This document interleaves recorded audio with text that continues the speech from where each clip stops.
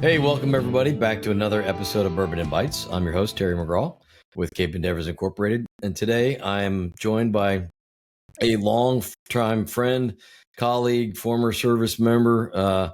We both served downrange together. There seems to be a recurring theme here with a lot of my guests. That seems to be. But Justin, you are now the Principal Group Manager, Defender Experts. So real quick, if you don't mind, just sort of bring everybody up to speed of sort of what you do right now and how you got there. Okay, so for starters, Defender Experts is a managed security service at Microsoft. So kind of a story to it, but I'll make that part of it short. A number of customers over time came back to their account managers and said, hey, we buy all this stuff from Microsoft. It generates a lot of data. We don't know how to use all this stuff. We need you guys to do a service. And that's kind of how it started. So that was about 4 years ago. Today, it's a fairly robust service. It's I've got customers around the globe that we do detection, response, remediation, that sort of thing with. And so how did you arrive? I mean, what was your life prior? I mean, I know the history. I'd like you to extend that to our audience. Yeah. What was your journey to Microsoft? Yeah, my journey, I started, I think I actually kind of backed into security like a lot of people did. Started out in the comms world, U.S. Army originally. I was an information systems graduate from Oregon State. Went into the Army as a signal officer, so started in the comms world. I feel like in the first probably 5 or 6 years, I probably made all the mistakes that created this industry. Meaning, we were busy making passwords easy to remember, making them all the same across network devices, literally all the things that we say not to do. I did all those things. And to include when I was downrange the first time, it was, again, roll out new technology, do new things, do it fast. We didn't know what we were doing. We were just figuring out as we're going. So I was about 5 years active duty originally in the Army, and then I transitioned, left active duty, went to work for MITRE. This was before attack existed and CVE was a thing, right. But a lot of the stuff that we have now for MITRE was not a MITRE thing. And my role at MITRE was, I actually did covert communications is what MITRE had me doing. So that moved me down to Tampa, Florida, and I spent time at U.S. Special Operations Command, and I did my company command at JCSC. At this point, I had gone back into the Army as a reservist, and a new organization was formed at the Joint Communications Support Element. They actually added a fourth squadron. It's an interesting organization because it's a joint unit, but it's the names and stuff. It's organized like an Air Force unit. That's why they called it a squadron. So I was commander of a squadron as an Army guy. So that was a pretty cool, fun job, though, honestly, because it was think about covert and light communication stuff. We were building comms packages that would fit in a backpack, and we were taking them all, throwing them out of airplanes and seeing if we could get them to crash land to the ground and not break and stuff like that. So I'm looking at your airborne photo behind you and reminding me of some of the same stuff back here jumping out of planes. So that was until about 2010. Got to move to Europe with MITRE and do some more comm stuff with U.S. Army Europe and SOC Africa. And then our good friend Barry Hensley, a mutual friend of ours, as you know, called me up and said, hey, you need to come work at SecureWorks. And I said, what is SecureWorks and where is this place you're talking about? And he said, Atlanta, Georgia. And I said, I don't want to move to Georgia. And he's like, well, you need to come interview with the team. So as much as I resisted, I ended up making that flight and flew and interviewed with SecureWorks. Thought I failed the interview miserably. Just seriously, I felt like I didn't know. As did I, by the way. Same experience. It was daunting because, looking back at the folks that I interviewed with, these are all people who are known in the security community today. Yeah. Really well known, really well known. Joe Stewart and Jason Military. I could go on, and it's like this was so intimidating to interview with these guys. And I left, and I remember sitting at the airport, and Barry calls me, and he's like, "So how do you think about the interview?" I was like, "I feel like a complete idiot. I don't think I answered a single question right, and I'm just going to lick my boots and go back to Germany." And he's like, "Oh, no, the team loves you." And so he made the offer. I ended up taking it, moved from MITRE to SecureWorks, and that began a 10-year career at SecureWorks, doing my first I don't know stint in managed security services. I had a similar sort of journey, except mine was all active duty. But I was sitting at Army Cyber Command, and I was lead to the NSA for a while, and honestly, I thought my shit didn't stink. Like I thought I was on it, right? I had this team of experts, and we did all kinds of secret scroll stuff. And it was great. It wasn't until I arrived at SecureWorks with the counter threat unit where I realized people who didn't have unlimited budget and resources and authorities to go snooping and pooping, where, the fact that they could gather the intelligence they did in an OSINT commercial way was a level of skill and expertise that actually exceeded in a lot of regards the people I worked with in the Secret Scroll Agency, because they didn't have the luxury of authorities and budget. They had to do everything by truly knowing how hackers hack, right? That's right. They upped my game more than anybody else. I went from feeling I was really smart to an idiot. And then when I'd worked with them for years, I was like, man, I've learned so much. And so, after 8 years there, they really, really shaped my career, and a lot of respects, my credibility in the industry. Yeah. Oh, 100% the same for me. Yeah. It was, I started there in an analyst chair. I wasn't a team lead at the time. I was working on counter threat unit escalation cases, right? So it was whatever came through the SOC that the SOC, needed some help with, whatever that, some crazy, customer question, it hit my desk. And yes, there was many times I was like, I don't know what I'm doing right now. But fortunately, I've got a bunch of really smart people that I'm working with. That's right. We're going to figure it out. And we figured a lot of stuff out. As good leaders, you surround yourself by people who are better than you or smarter than you, or add complementing skills that you don't have. That's why we build A teams. And so taking those experiences, and you kind of almost were at the beginning of the genesis of this offering at Microsoft. And so how do you apply that research in a pragmatic way to your customer base? Well, this was a discussion that we've always had. Research is great, but how does that help my customer, right? And so I guess, first question before we start with that is obviously Microsoft has got a huge body of telemetry. Yes. Do you get to access most of that telemetry, and so how does the basis of that data and understanding and where you sit now kind of compare to others in the industry? Yeah. There is no question. I used to think that I had big data problems, or I even knew what that meant, in the SecureWorks days. And it is a very different universe to get your head wrapped around, the quantity and the kind of data that we have at Microsoft. In terms of accessing and using it, I think there are some very powerful things that we're able to do with that telemetry in a responsible way. How do I say it? I feel like we're able to do a lot of good for the community and for customers because of the access that we have. I will also tell you, though, it is very painful for the right reasons. There's, as you can imagine, many, many controls wrapped around layers of that data, and your role has to give you access to it in certain ways. So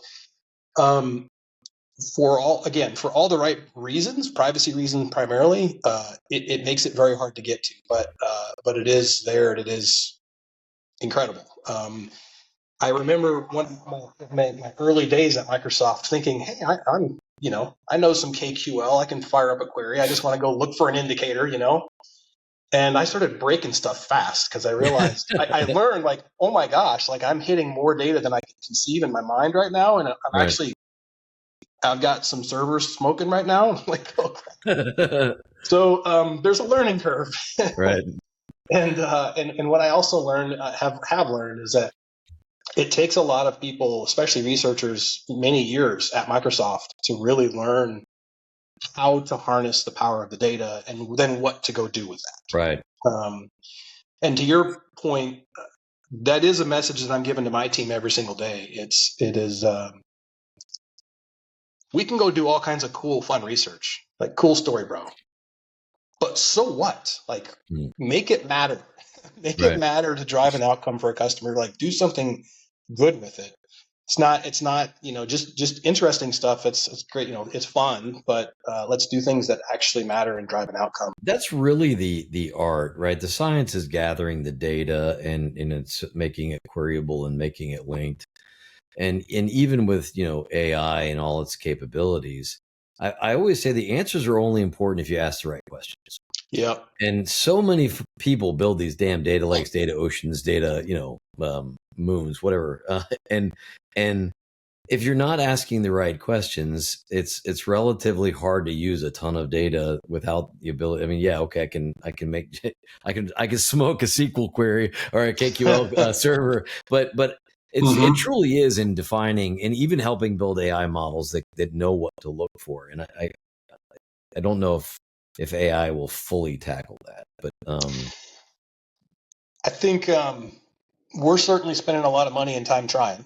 Yeah, for sure. I mean, I'm using AI every day for many different things. I'm using it to write. I'm using it to analyze. I'm using it to build all the stuff, and it's getting surprisingly good at a lot of those things. An area that I think will be a game changer for not just Microsoft, but I think for the industry will be when we do have agents that can look across all those data sets, not care, is it a SQL database, is it KQL, is it like whatever your language is, like who cares, but can reason across all of them and say, hey, all this stuff, I can tell that these things are the same. I can query them the same. I can convert natural language into a natural language question into a query, get a result back, and even more, I can even start predicting the questions that you're going to ask and just ask them for you. So I don't even have to sit here and click on this, and this, right? You just get the story. And that's what we're doing. We're spending a bunch of time. My team is spending a bunch of time on that right now for my analysts because, and this is you'll appreciate this one. As many years as you ran a SOC, analyst quality of life matters, and the amount of time they spend digging through tools and the friction from those tools and just the way it just burns your mind out. Yeah. We are trying to apply AI tools to alleviate that pain.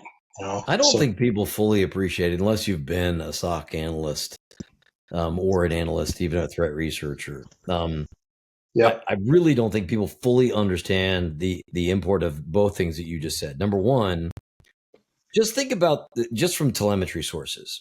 Every frickin' vendor names behavior, binaries, executable. Everything has got its own unique proprietary name based on the telemetry source. So, like the F5's got its own, view of something. Palo Alto's got their own view of something. Microsoft's got their own view of something. Yep. We're not even talking just threat actor names. We're talking about I remember like Fortinet, malware Trojan variant A, and then you get something like Game Over Zeus on this. Like, I mean, you would, depending. And so the analyst job of having to because there's no Lua script you can write to normalize crap that doesn't have the same nomenclature, right? And so in order, you have to kind of go a few layers deep. And that has always been sort of the holy grail of, because the analyst spends most of their time just gathering data, trying to make sense of data before they can even make an intelligent decision, right? I mean, that's where they waste in a 15-minute, sort of investigative triage.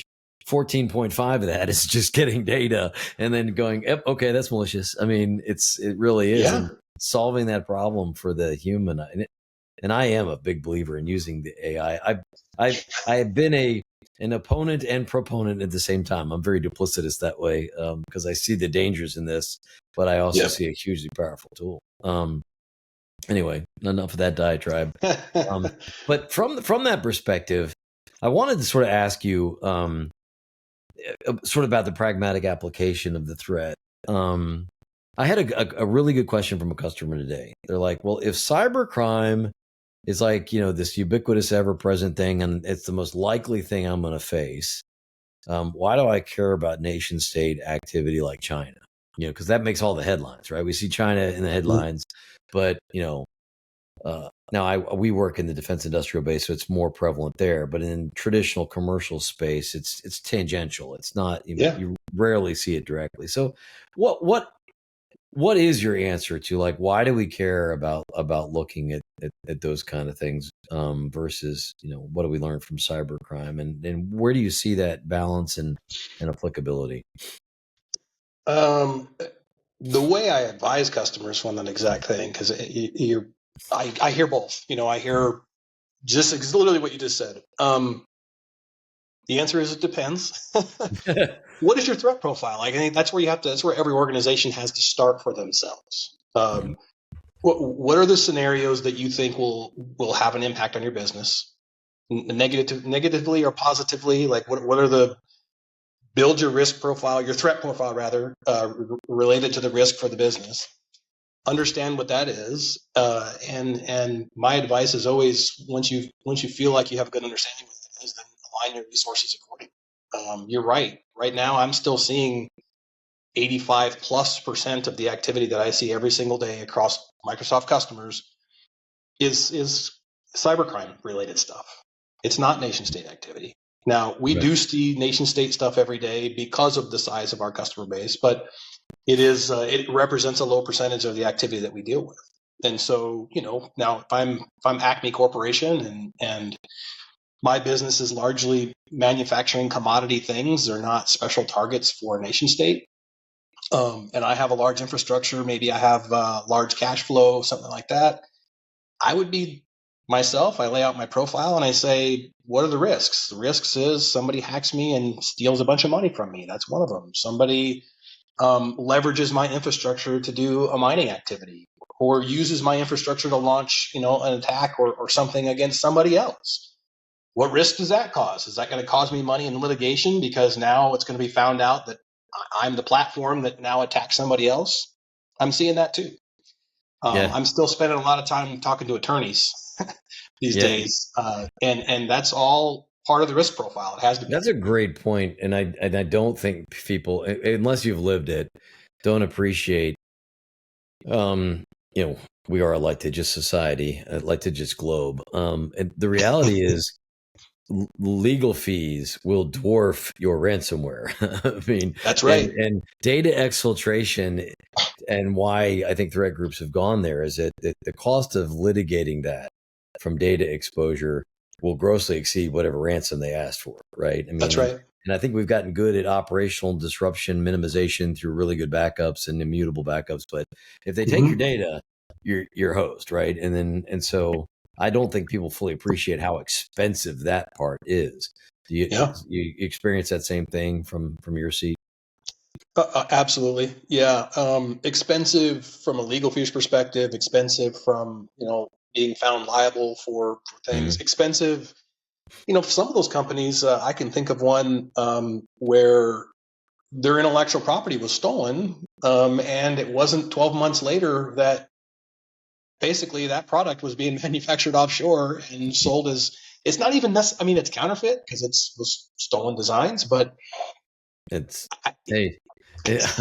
I have a presentation I give to the Defense Industrial Base, and it's just a single slide, and it shows the Joint Strike Fighter, the Space Shuttle, and the Humvee from the U.S., and then it shows the Chinese version of all three, and they're identical. It's like that's happening from one reason only. That's data exfiltration, right? So, right, and then you look across many industries, and you see that happen over and over. It closes those markets, and so you think, what's the loss now for the business? Well, you just lost the entire Asian market because there's now your product is already made there at half the price You just don't get profit from it. Exactly. Yep. That is a huge problem. So talking about the sort of the perspective that Microsoft has, and I'm not going to ask you to sort of well, maybe you could answer this however you like, and I don't want to get in trouble with Microsoft, but from my perception, like, I mean,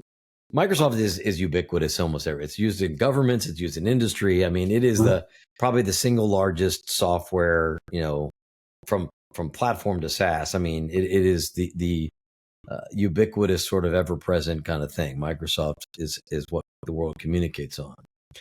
The security thereof, however, or therein, for decades sucked, right? And everyone, like, I don't like Microsoft because it's a vector, right? I mean, or I like my shit was compromised, but I mean, the amount of improvement in sort of security as the core of what Microsoft is concerned about. Yeah, there's always headlines, and unfortunately, just because you're so ever present and ubiquitous, it's hard not to be the vector for everybody to get in the environment. But I do think that the improvements in security natively to the application, the software, but also what you bolt on to everybody else's crap, it's gotten dramatically better, even in the last 8 years. I mean, like, exponentially better. And, so do you have any insights into that from your perspective, and where, where we came from, where we're going, and kind of what that looks like for Microsoft?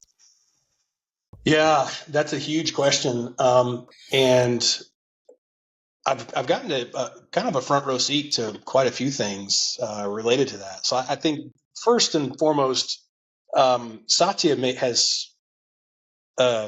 really been at the forefront of changing the culture of the company to start solving for those. Well, let me say it differently. To address the issues that were ongoing, that were going to require pretty massive shakeup to fix. And so, we had a couple of inflection points. I'll say the last one that really drove significant change was probably about 2 years ago, around Christmas time. And I think the executive team at the company, sitting around a table, probably talking about what happened and what are we going to do next. I think, that aha moment came, like, we just have to fundamentally change how we think as a company. And we have to make security like the number one priority, which I can tell you, it is literally, I have just a handful of things that I have to focus on when I'm creating goals for myself and my team and measuring our success. Security is one of those core pillars.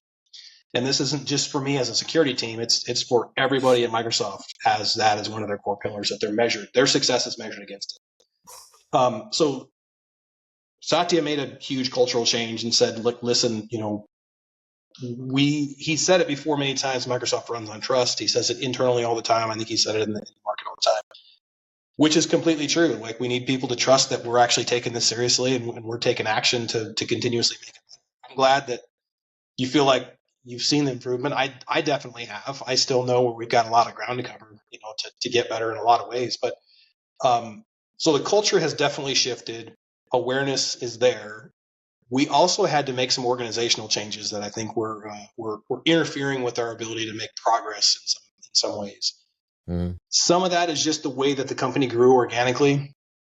Even 4 years ago when I started at Microsoft, there were, for example, threat intelligence teams in the Office organization. There was a threat intelligence team in the Windows organization. There was a threat intelligence team in the Defender organization, which makes sense, right? But then there was also Mystic, and then there was. I'm like, how many threat intel teams do we have in this company, and why do we have so? And why are we not all working together? It's like 20 companies strapped together. Like, so weird. They had to shake all that up. They Charlie Bell, for his. I'll give him some credit as well. In his first year, he spent almost all of his time interviewing all the teams across Microsoft Security. And if he saw two buckets that looked the same, he said, guess what? You guys work together now. And it was just, he was just cutting lines. And it was like, there was a lot of panic, cultural panic, like, oh, but this was my baby. We all see this in different companies. Microsoft's not immune. Everybody has a baby and they want to keep it themselves. And it was like, no, these two things are all blue and they're all square. They're going to go together. Like, we're not going to keep operating in islands. So there's a lot of that had to happen, that has happened, that has made some pretty drastic improvements.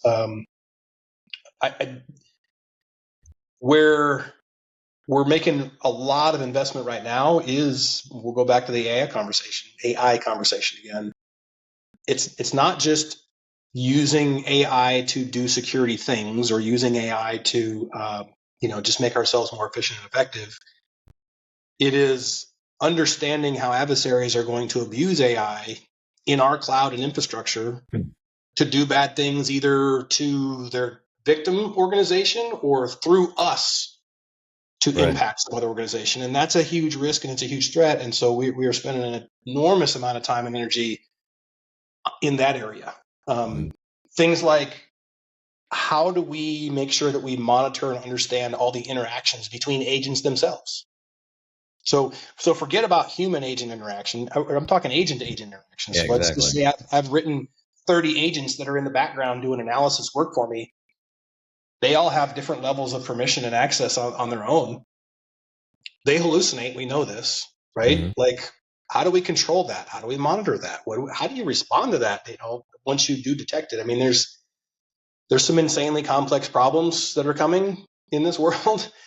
I think, because of the extent that we're working with AI and the years that we've been doing it, I think we're maybe ahead. But we can't rest on that. It's a massive, complex problem that's going to take a lot of continuous effort to address. So, I don't know if I've answered your question very well or not, but it's really been a cultural shift. It's been a focus. It's been a huge amount of effort to undo a lot of bad habits. Yeah, well, I think, Microsoft, again, you're the largest target simply because you're one of the largest companies. And certainly, when you look at the adaptation and adoption of the capabilities Microsoft provided the world, it's inevitable. But I'm glad to see that you guys are also on the forefront of helping to shape better outcomes as well. But I'd like to shift back a little bit to sort of the threat actor kind of activity, just because we see the news are replete with the victims, and you and I and our associated incident response history and threat research have certainly been on the forefront of this activity and how it manifests in companies. But just sticking with the China real quick, and I actually have Alexandra Rose coming on this week as well as part of another episode, and I'll ask her some similar questions. But we've seen nation state level activity, particularly coming out of China, but to a lesser extent the other threat actors, Russia, Iran, and North Korea, but primarily China, with hooks into ISPs. Utility infrastructure, and you and I both from our Intel days kind of are wary of that. But and Microsoft, having an unfortunate initial access vector, to some of our most sensitive, agencies. How do you view that activity? What do you have any thoughts on sort of detecting that kind of activity? Are we getting better at it? Is that why we're seeing it, or is it just is it getting the adversary being careless? How does the Microsoft sort of view of the world help defenders get ahead of that, mitigate that? And then do you see are there troubling trends that you see from your perspective? Well, there is as part of that security change that I just mentioned, one of those major changes for me is a shift that's happened within Microsoft Threat Intelligence Center, Mystic. Mystic's been the face of Microsoft talking about nation state actors to the extent that we ever talk about them. I'll tell you, there's a lot more that we see and know than we ever talk about. There is that's been very calculated, I think, to like, what do you say and when and how you say it? Because like you said, we are a target, and it has been, I'll tell you, like, I am aware of Microsoft employees having to basically go into a witness protection kind of situation because of their work tied to nation state tracking at Microsoft. Mm-hmm. And because things were said and shared and they were linked to those people, and there was like real threats of retaliation by nation state governments against our employees, which is crazy, scary stuff. Like you could maybe, well, I guess in the military, all of our names, even though they're stitched to our chest, they're kind of, abstracted, right? But in this chair and working for Microsoft, doing that kind of work, there was a lot of personal risk. And so some of what's happened now is Mystic is now not going to be talking as much, I think, publicly, doing the naming connection. Basically, we will likely talk about, what a nation state's doing. We're less likely to say it's this specific Chinese group doing this specific thing, right? Because of what happened.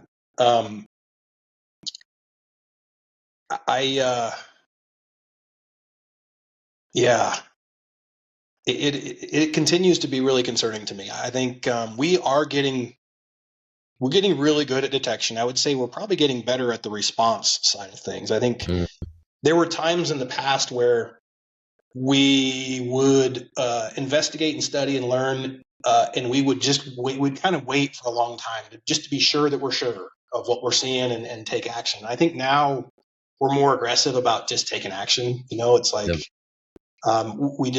we understand that we're not going to prevent everything all the time. We can't, and then we just need to be more efficient and effective in our response actions to turn the corner and minimize, the blast radius, if you will. So,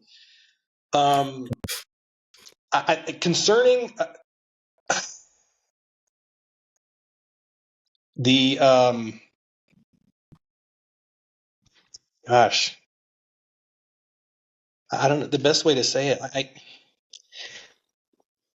The simple things still work, right? Like, and like that's still concerning. It's what, how do I say it? Be brilliant to the basics. In 2025, I didn't think that I would still have to be educating my parents about the phone scam that told them there's a problem with their computer. This is Microsoft tech support calling because you have malware in your computer. Ship me some Target gift cards and I'll help you. And this happened to my dad. I know, it happens to my mom too, all the time. And I'm like, so like what? And this isn't obviously not nation states, right? But this is still a huge problem for us. And if I think about like what is the huge concern for me, it's these really basic things that just even as a society people don't know, and then you carry that that into any industry and business. God, you mentioned that it's to me. It seems so. I think you and I, and I'm a little older than you, so maybe it's me, but we were the last generation that kept our personal stuff close to the vest. Mm-hmm. I think like my kids and everyone below them, they share everything all the time. Like, and it's the me self-event. Like, there's never a point where they're not the center of the universe and everybody should know what they're doing. And it seems, and the amount of threat activity derived from that openness, I don't think that our society fully appreciates. Right? I mean, for every one of those things, it might seem innocuous to you. It's not at all to the person who's viewing that. Right? I mean, location data and relationship data, and I mean, there's so much that you can infer, through open source intelligence, and everyone just shares it all the time. And and unfortunately, the generation before us, like my own mom, is and I love her dearly. She's not a dull-witted person, but the SMS phishing, well-crafted phishing, she falls for it almost every time. Like, she'll get an email, like a text saying, we've seen fraudulent activity on your bank account. Please call us right away. She almost calls every time, right? I mean, after I've told her, please, but she's like, and unfortunately, in her case, they took her for all of her life savings. Oh my gosh! Like wiped her out. And it does happen. But the reason I mention that is it extends to business. I give a talk, and you've heard me do this. I give the threat landscape talk probably 10 times a year around the globe since 2014. And Justin, I'm still talking about the top 3 initial access vectors are still the top 3. And everybody's like, oh, well, we see supply chain, vulnerability, spiking up. And I'm like, no. There's still the reason they're a problem for you is they're not doing the basics, right? That's it right. was still a phishing, it was still an unpatched system, it was still a right. compromised credential. It's like that's to me what's the most terrifying thing. It's not what's changing, it's what hasn't changed in 2 decades. That's right. Even more, have you read the Cuckoo's Egg, the Cliff Stoll book? Mm-hmm. I call it famous. In my own mind, it's famous. But I did a talk at a conference, and I described that scenario from his book, which was an actual event from the early 80s when that happened. And I described a current one, intrusion, and I put them side by side, and I said, which one happened in 1982 and which one happened in 2020? And people couldn't tell the difference. And I was like, no shit, because they're the same thing. The same thing. It's been going on that long. But to go back to your question, on the nation side of things, I don't know how much you have attempted to do some vibe coding on your own and see what could you use an LLM for to write your own software for something, or if you haven't done that, or if anybody watching this has not done that, you owe it to yourself to go do it.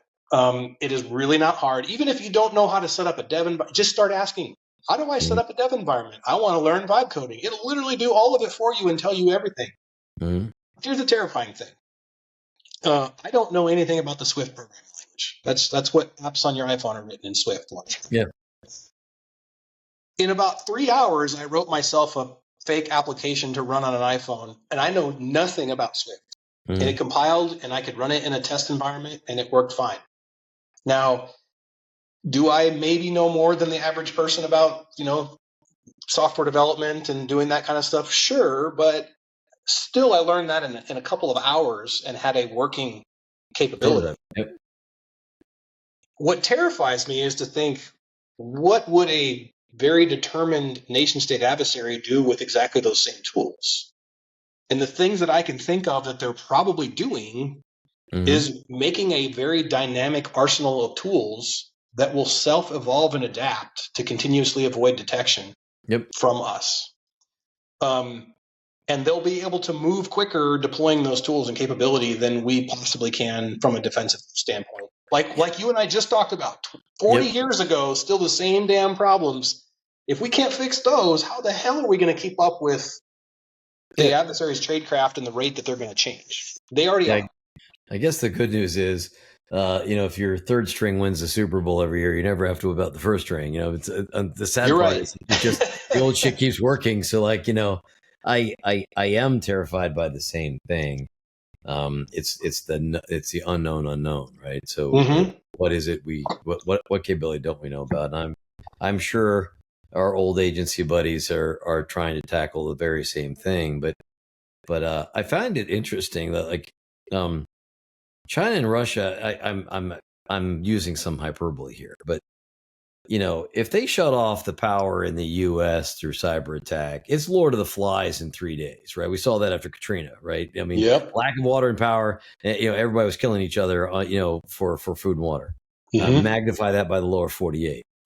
But if you're looking at China, I honestly don't think China really would care if half their population was without power or water, right? I mean, they just have a different perspective of, what level of tolerance the average citizen inflicts upon the government and vice versa. And so I think it's very much asymmetric to still, right? I mean, even if I shut off all the power in China, would it really affect most Chinese?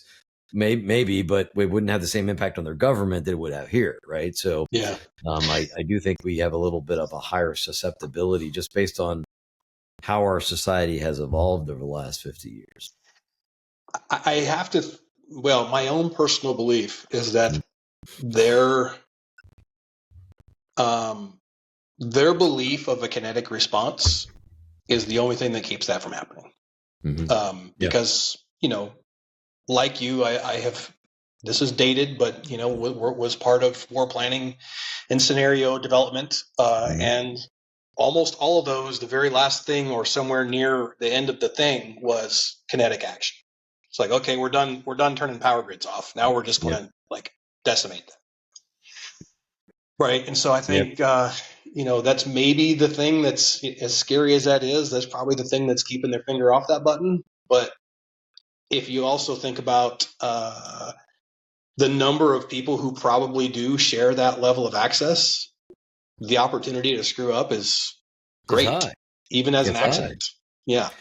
Yeah, I mean, you could use COVID as an analogy towards the cyber arena. It can very quickly get out of hand. And even I always say that and a self-inflicted wound and an adversary-inflicted wound have the same operational outcome in cyber, right? Like if I do something to shoot myself in the foot, I misconfigure an ACL on a set of routers. And I give myself a denial of service. Well, it's the same impact as if someone actually did that to me. How I respond, however, is different, right? And so, it is, that was, when I was supporting the South Korean 8th Army commander, that was his question. Like, I need to know, was this North Korea doing this activity, or is this around playing North Korea doing this? And my reactions, like based on attribution, are going to be completely different, right? And but knowing that level of fidelity matters in cyber because it's so easy to obfuscate what you're doing, right? Which is why attribution is really friggin' hard in the cyber arena. Why it's so important. Even to a large extent, understanding intent. Understanding intent is super hard too. So you have to do a lot of inference. Yeah, is this a pre-kinetic activity, right? Am I turning off your power and lights so I don't have to fire a shot? But anyway, after we scared the hell out of the audience, let's looking forward. I do think that we're not going to be. I don't think we can fully appreciate the impacts of AI. I had a conversation with Mike Wagon, and you might know Mike, former Army buddy as well. He now is pretty successful in his own entrepreneur endeavors, but I had him on and we were talking about AI and the pros and cons. And I've been fairly negative because I just look at what adversaries can do with tools and I'm like, shit, here we go again. But his response was like, he's like, Terry, I don't know anybody who is in the NASA that would want to go back to slide rules for calculations. Like this is an extremely powerful tool. It allows you to innovate. It allows me to be creative to a degree I couldn't be creative before. I can prototype things in a matter of seconds instead of weeks. He's like, when you think of the power of iteration, the reality is we're never going back to slide rules. And so AI is here to stay. So given that, and given that the as you've already said, the transformative power of this, what's Microsoft doing to mitigate those security risks? I mean, you sort of nibbled around it. Do you have is there any concerted efforts? Do you have things that are spearheading that kind of look forward? Yeah, there's actually multiple teams who are looking at the different parts of this. So basically we've looked at,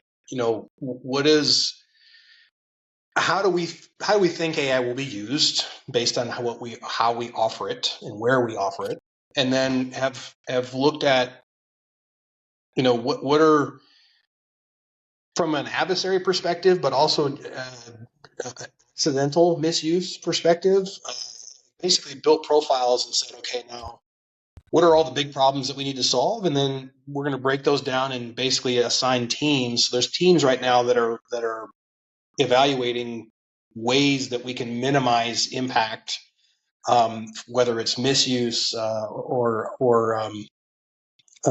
negligence. So, for example, we have a red team, an internal red team who spends all day, every day figuring out not just how to do prompt injection, like that's everybody just kind of would expect that would be a thing, but they're looking at ways that they can get the model to hallucinate and either reveal special information that it shouldn't, to make decisions that it's not supposed to make.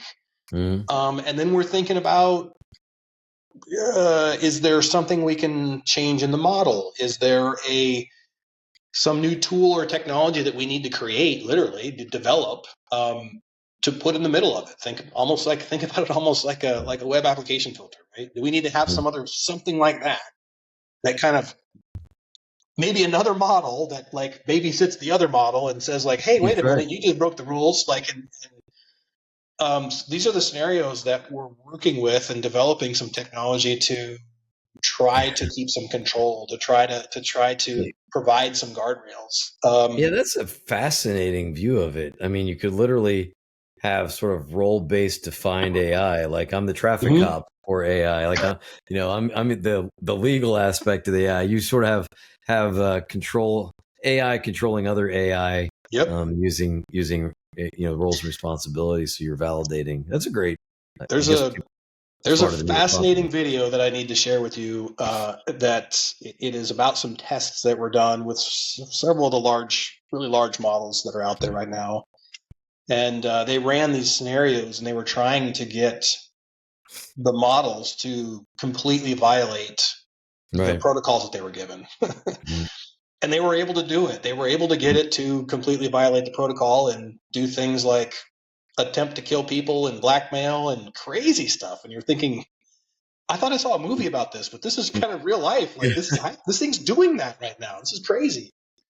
So yes, a lot of what we're doing is breaking it down into much smaller, the agentic approach is define a very specific block of work and develop parameters and controls to limit that model's ability to work within that space. Right. Yep. If for no other reason then we don't have to give it blanket access to everything, right? Like this model is for this task. This is the only data that you get to see or interact with. It's interesting. So, I mean, pulling the thread a little bit on sort of, agentic is just long-term logic decision trees, right? And and what I've said before is that yes, the morphology part is very fascinating, but when you start to look at and I read a similar study where they got the AI to disregard security protocols, but when you pull the thread in the logic train, early in sort of some of the prime logic tree is threat adversary activity mitigation, right? So don't allow these things to happen, which includes forcibly shutting down the program, right? And so later on in the logic, when you're saying, hey, shut down, well, the earlier logic tree said that's an adversarial tradecraft. We're not going to allow for shutdown. And so then it gets hyperbolized, like, oh my God, the language, the AI would not let you turn it off, right? And I'm like, well, that's because you fucking programmed this early part, that was precluding you from being able to do that later in the tree. And so it may not be nefarious. It's just that's the problem with, I mean, look at the complexity of the human mind as we get closer and closer to the circuitry required for that. There's layers and layers and layers of decision logic that goes into that, and that it's fascinating anyway. But I don't know. What do you think about? Is what I said resonating from what you know, or or am I just being naive?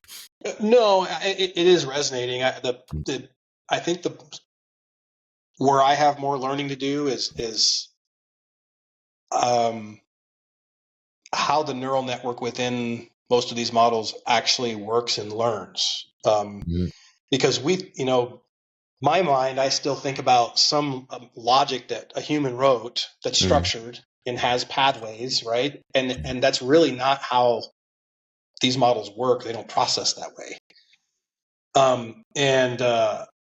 I think from a security perspective, that's something that our industry is having a hard time getting our heads around. Like as an industry, I think there's a lot of security people that they're still looking at AI and they're just thinking about a window with ChatGPT, and they're thinking about, asking stupid questions. How much would I be worth if I invested in Walmart in 1975? Like stupid stuff like that, right?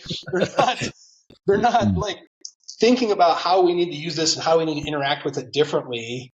It's not just a Google search, it's not just a glorified search bar. And you really can develop scripts, prompts within any one of these that allow you to do some pretty advanced reasoning. Stuff that you and I you know, because it'll go ask scenarios. It'll run through different scenarios for for questions that we ask, scenarios that you and I wouldn't even think of. Yep. And I've done many exercises now where I'll prompt and then I'll tell it, okay, now ask me questions. Ask me questions about this. What have I not thought about this? And it's like it starts, and I'm thinking, whoa, I didn't even think about that, you know. And it's I just feel like as an industry, security industry in particular, we have a long ways to go as an industry for a lot of people to kind of catch up and really understand whether you don't like it or you do like it. This is the world we're living in now, and this is definitely the world our kids are living in. You know, and we got to figure this stuff out. And so, and the only way to really do it is to put your hands on it. Yeah, it's either that or Sarah Connor is really screwed. So, you know, I mean, it's coming. It is interesting because, and I'll finish up with sort of the last forward-looking question, because I had another guest from Google, and we were talking about sort of quantum resilient tactics for current algorithms, right? Because you know, like fractal math and things. So, I mean, we're looking at quantum, you know, essentially nullifying traditional cryptography based on its ability to, you know, to calculate infinitely larger data sets. And so when I think about sort of the scary scenario is like, what does a quantum enabled AI look like? Right. I mean, you know, and I honestly believe everybody's like, oh, well, quantum's in like a couple decades away. I'm like, I don't think so. I think we've crushed Moore's law with AI, right? I mean, I didn't even think AI would be as transformative as it was in the shortest period of time. I mean, literally, if you'd asked me 2014, 15, I was giving advice to young people wanting to be in cybersecurity, talking about, intrusion analysis and, you know, endpoint forensics. I don't even bother to tell people to do that anymore because software is doing all that now, right? I mean, there is no frontline tier 1 intrusion analysis anymore. It's all being done by software, right? Defender being one of them, right? And so what's that new advice? But now what does quantum enabled AI look like? So give you the last word, Justin. You know, in my mind, you say that, and I'm thinking of a movie. It's like that's a movie scenario. It's a movie. Right? Like what? How do I even get my head around that? Yeah, and I know enough about quantum to know that I don't know shit about quantum. Yeah, exactly. Like, you know what I mean? Like, I looked at the announcement from Microsoft about some of our quantum breakthroughs recently. It's impressive, but I don't have to read very far into the weeds where I'm like, oof, okay, I'm gonna have to go. I don't know what that even means. What does that go ask AI.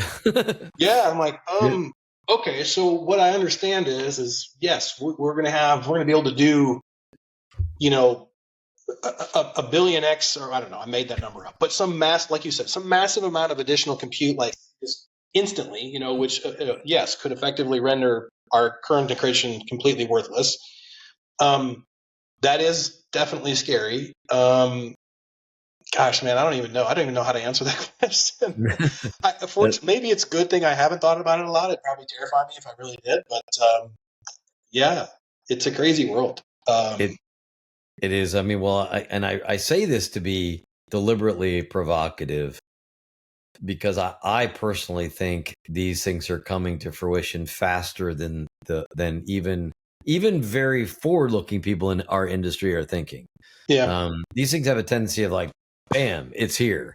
You know, and I just think that this is one of those things that it's going to bite us in the ass. Now, I mean, it may be, you know, it may be the human singularity, right? I mean, we don't know what's come, but I mean, I just think that and the reason why I bring it up is it when I had Chris Perry on from Google, he's like, hey, look, you know, we're working with Lincoln Labs and a whole bunch of other, you know, cooperatives, and I talked to Tony Curtley at IBM now, and they are thinking like, well, how do we take the current infrastructure and make it resilient for as long as possible, right? And so I still think that's for us in the very pragmatic world and the tactical kind of edge of security for industry. I think we do owe it to the people that pay us to think through, like, how can I mitigate this stuff as long as possible, and, you know, until it's obviated, right? And I need to be looking at what's next to avoid that impending potential disaster. So I think, the other thing that we see go in circles. Mhm. I literally just had this conversation with some work friends a couple days ago.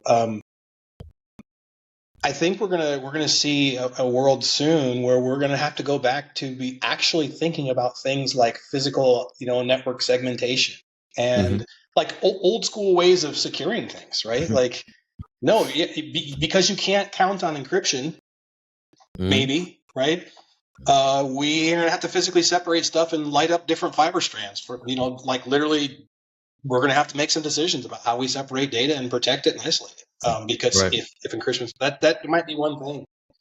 The reason this came up for me is speaking of earlier, I said that access is difficult for me for some stuff for the right reasons. But I now have a new.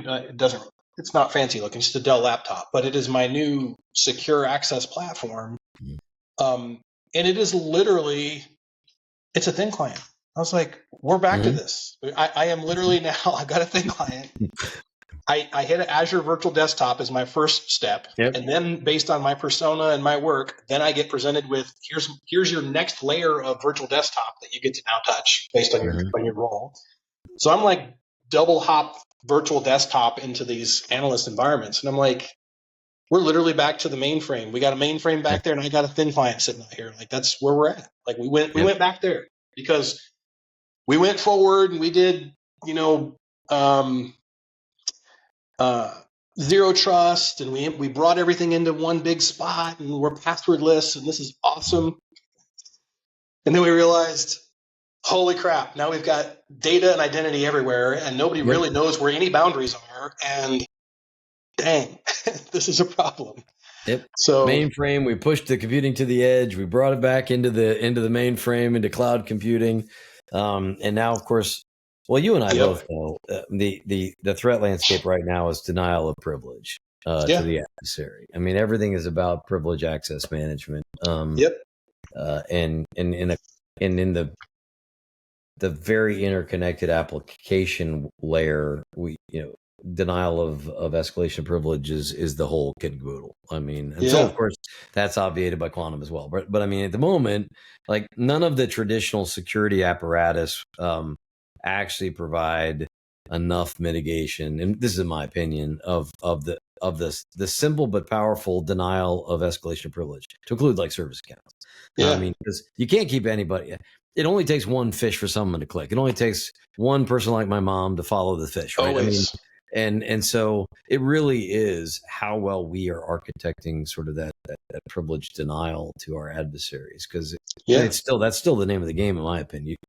Unless it is, and back to something else that's not terrifying anymore. This has been true for so long, but I don't know when the last time was that you even looked at your home router and saw like how many devices actually have an IP address. You're just your house, right? For me, it's like it's over 100 devices right now that are on my home. Mine as well. Yeah, it's nuts, right? And then you go across to every home and in every office. There is no concept of the network edge. It doesn't exist. It's just a bunch of porous holes all over the place. That's why AWS just got schlacked at 1 trillion hits a second, with the denial of service attack. I mean, I don't think people fully appreciate that world of the IoT where everything has an IP address, has the ability to communicate, and has some level of RAM in every single one of them, and some level of control plane. We're seeing denial of service attacks on like that used to be old school. Like, we don't see DOS. And now it's like, hey, I took down AWS for a day. I mean, that's it's impressive in its scope. It's terrifying, but impressive. That's somebody firing a big gun right there. A big cyber gun got shot. Like and somebody's happy, and a lot of people are unhappy.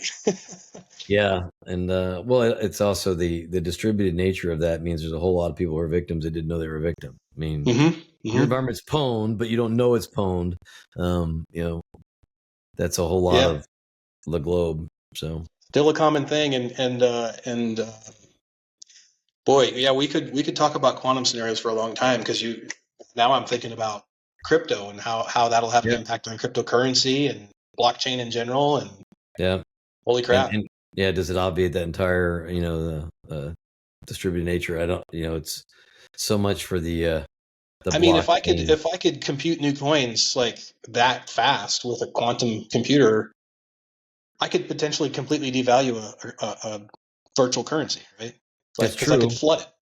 Well, By, or what's to say that the encryption algorithms that made it unique and impossible to replicate can't be cracked and so now replicated? I can counterfeit. Yeah, Yeah, exactly. it's Yeah, like, whoa, jeez, it, it's I don't know. these are the things that keep me up at night. Anyway, all right. Last words. We're at time. I appreciate your tolerance and being on this long. We'll definitely be chopping out the best parts, but we do save this in its entirety, minus anything that you call me and say, "Hey, don't say that."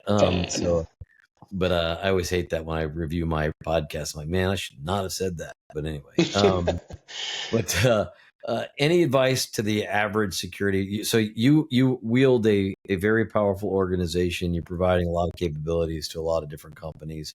Top 3 security tips for our audience. Yeah. The very first thing that comes to mind, and this is advice that I tell anybody that talks to me, anybody that I learn, I'm sitting at a bar and I learn the bartender is going through a cybersecurity program at the local university. I'm like, good for you for starters. Like, I'm glad that you're doing that.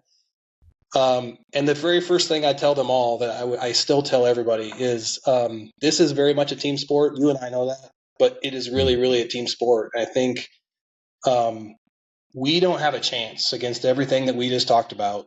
If people don't form community and come together, Yep. we're gonna be in a bad spot.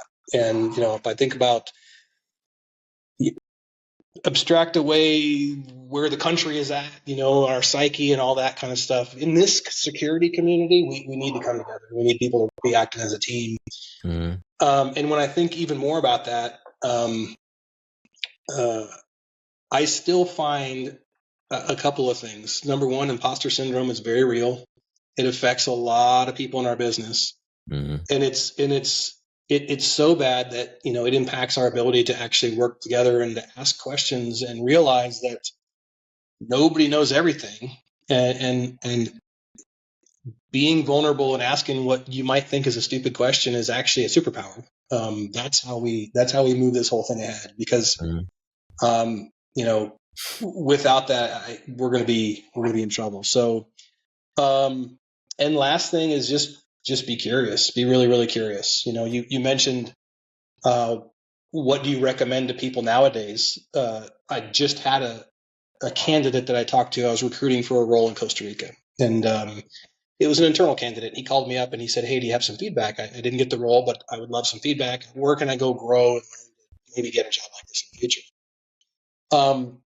And I said, you don't need a college degree and you don't need a bunch of name certificates. You have to be curious and go put your hands on and continue to ask questions and try to solve problems. I mean, I think being great in cybersecurity is about being curious, trying to get to the answer, trying to figure it out. And the ones that are the very best in this industry, in my opinion, they're those guys. They rarely have the answer going in, right? Almost never have the answer going in. They just keep asking questions and they keep digging and they keep looking. And that's how we succeed. So. Yep, I couldn't agree more. It's funny. I'll finish up with an analogy. So, the amount of cybersecurity, we lump it all together, but it is, you could be there's so many things that you could go deep on that could take you a lifetime to learn and master. Yeah. And I always say, that a neurologist and a proctologist are both doctors, but you don't want them doing a high five in surgery, right? I mean, it's like we limit cybersecurity. It's like, but am I a proctologist or a neurologist? It makes a difference, right? And so I also like add to that when I'm giving young people advice. I'm like, your curiosity should drive, like where you're fascinated, what you're fascinated by should drive your learning. Mm-hmm. Because there's nothing worse than trying to learn something you hate, or just is not interesting to you. So, first get enough to know what you find fascinating and then go deep on that. Right. So I do think that makes a difference as well. And embrace change. It's not something that if you're in it because you've heard from your buddy that you can make a lot of money and it's going to be amazing, like this, you're in the wrong spot. Yes, it can be financially successful. You'll never make it though if you aren't curious, if you aren't really hardworking, if you don't actually enjoy something about it. But that's true for, I think, everything. Right? Like it is. Yep. You know, if you don't love it, you know, like walk away. Yep. Find something else. But yeah, Justin, man, as always, I enjoy talking to you even when it's not on the podcast. I always learn something from you. And I do appreciate your time and attention as always. And I appreciate what you're doing for everybody in the realm of Microsoft security. So well, thank you. I hope to have you back. If there's any way we can reciprocate to you, let us know.